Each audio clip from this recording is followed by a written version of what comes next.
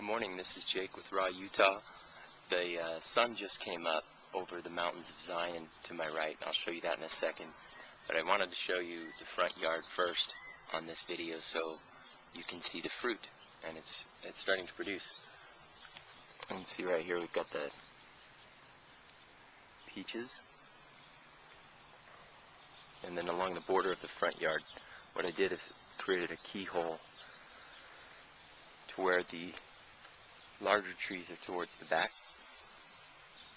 I have serviceberry on the side and a bunch of different types of peach just blended in. Eventually this will become my little front yard food forest.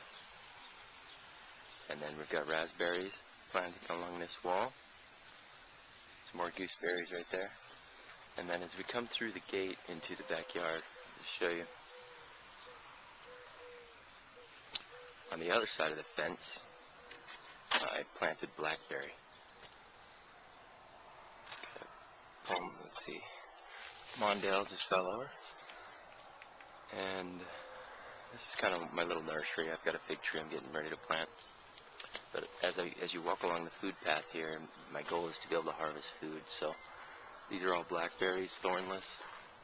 And then I'll eventually walk around the side here, and these will be my grapes along this other wall.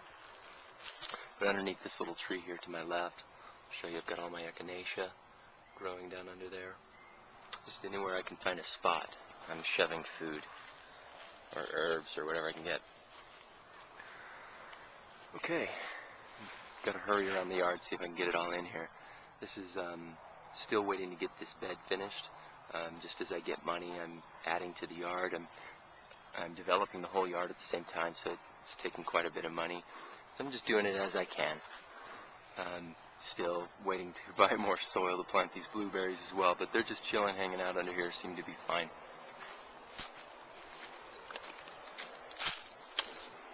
You see the yard.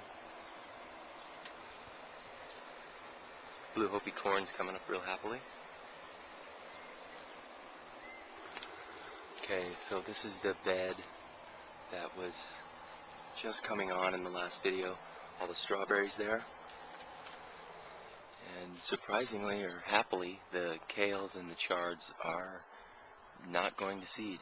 The shade cloth is keeping them just cool enough between the shade cloth and the straw mulch to keep producing. So we're harvesting green leaves right on through. It's 105 yesterday, so that's not too bad. Okay, I'm just going to aim the camera down and show you the fig trees. This guy's acclimating right now. Ants are trying to play with him, but we'll see if he can make it. More fig there. I like the idea with the figs because they'll shade the dome in the summer and then lose their leaves in the winter. And so there's a total of 4 fig trees around the dome. It's the Asian pear over there. I'll just turn and come back around the upper terrace here. There's just one kale plant left under here. I harvested all my other greens in there. I'm getting ready to rotate crops. This is another Asian pear. So the front yard is cherry trees, the side yard is peach, the backyard is pear and fig, all blossoming and producing food at different times of the year. I'm really happy with the way the Blue Hopi corn's turning out. I wasn't sure if I would be able to grow corn in the backyard. You can see she's really producing, and we used Mel's Bartholomew from Square Foot Gardens method of these nylon horizontal, using the nylon netting horizontally, and it's really helped with the wind because the soil is so loose and friable. In Mel's mix, it's easy for these plants to fall over. But once I put that netting up, they just really loved it. Okay, this side over here, again, waiting till I get some more money so I can just add to these.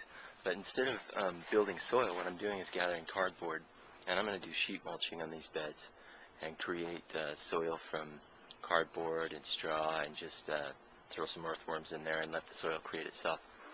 For those of you that read the Anastasia books, here's my sunflowers. I've got a couple throughout the yard. Another Asian pear. Let's see. Just peek into the dome real quick. I'll do a dome, separate video of the dome, but just real quickly where we're at.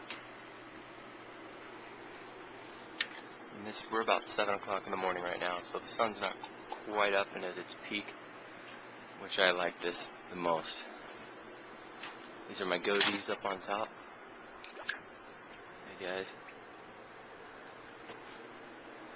And cucumbers to the back, they're just going crazy, cruising up in every which direction. And anyway, I'll come back in here and do a separate video of the dome, the bird of paradise.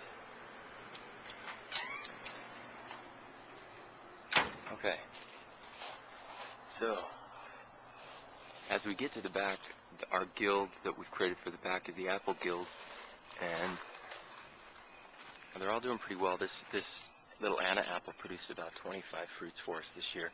We just gobbled them up as they ripened. And the composting operation here, I'm pulling this pomegranate out, and I'm going to put another fig tree right here and put the pomegranate somewhere else. It's all for shading. Just want to make sure I don't shade the dome. Composting operation, got tons of material we're processing.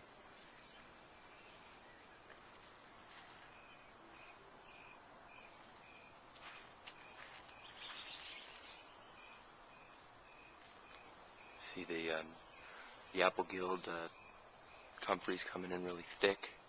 We're using it, they're drying it, and using it as a living mulch, returning nutrients right back to the soil. This is going to be a mix of strawberry clover and white New Zealand clover. We're going to spread on the ground here to create more diversity. Just be nice to walk on, and it will make fertile soil. Okay, so this is the tomato beds. Let me see if I can come around this side. A lot of people in the area are having trouble with the curly leaf, and we have a few plants with that, but I'm trying to just monitor it and take care of it as they pop up. This chard plant, I just wanted to show you, really loved growing up in the shade of the tomato plants. Let's see if I can come around here and show you some of the tomatoes. These are brandywine. And we've harvested a lot of our crims. This is the crim towards the back and stripey in the middle. This is probably my favorite plant I've grown of the tomatoes, and it's the Sweet 100. I just love it. The brandywines, I'm noticing with this vertical upright system, I have to do a separate nylon cord just for the brandywines because they're so heavy. So I really like this variety because they can actually be held up by this vertical system, and they're so tasty. Let's see if I can just cruise along here. Actually, I gotta come back around the other side. So, definitely a fun experiment. And you can see this little tasty bugger. I have never tasted a better tomato than the brandywines. They're so good. Okay, so these are all like yellow pear and different varieties. Just having fun learning what these things are all about, tomatoes. So these tomatoes I'm cutting down to one vine, so they'll keep going vertical. But over here I'm experimenting with just letting them bush out and do their thing, since I've never done it before. And this is the melon beds. Got like 1 minute left, so just hurry and show you how it's going. I'll come around this side real quickly. You can see the melons are coming on, and as they get big enough, I'm going to throw a nylon stocking around them to keep them supported. You can see they're loving it. They're just taking off. I think this is a cool way to grow the melons. These are the big varieties coming out the side. They're definitely maturing slower. But basically, I just step onto this stone in the middle, and then I come out, and as they grow up, I just kind of wind them around, and the little tendrils grab on, and they keep going vertical. So that's the update from Rawutah.com. Have fun growing your own.